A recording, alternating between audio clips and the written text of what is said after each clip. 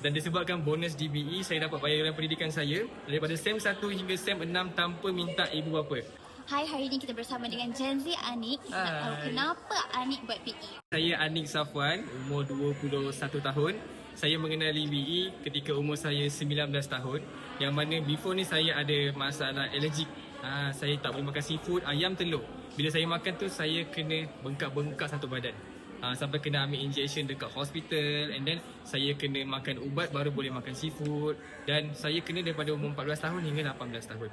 Dan selepas saya consume Shirutto and Alorapens dalam masa 1 minggu, lepas seminggu saya cuba makan makanan yang saya tak boleh makan tu, dah boleh makan dah. Wow.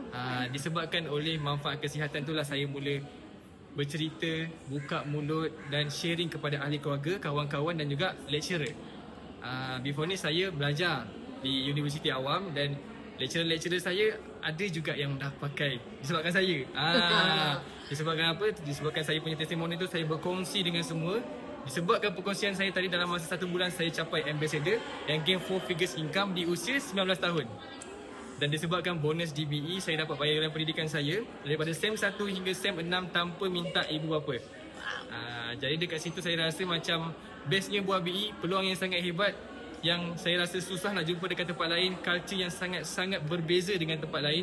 Walaupun saya tak ada pengalaman untuk bekerja kan, saya habis belajar terus full time di BE sebab saya rasa kerjaya di BE ni sangat-sangat penting untuk anak muda untuk berjaya dengan lebih cepat.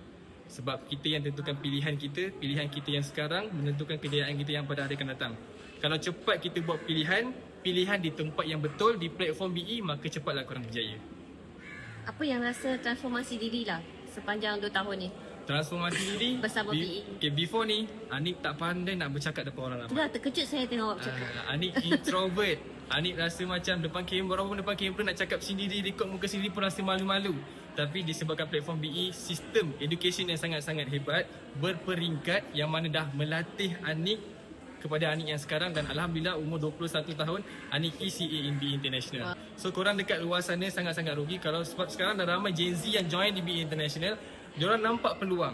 Sebab apa? Dah banyak orang keluar daripada kelompok kesusahan, keluar daripada kelompok diorang punya masalah kesihatan. Dan rugi kalau korang tak rebut peluang ni. Kalau Anik as a Gen Z boleh buat, korang dekat luar sana pun boleh buat.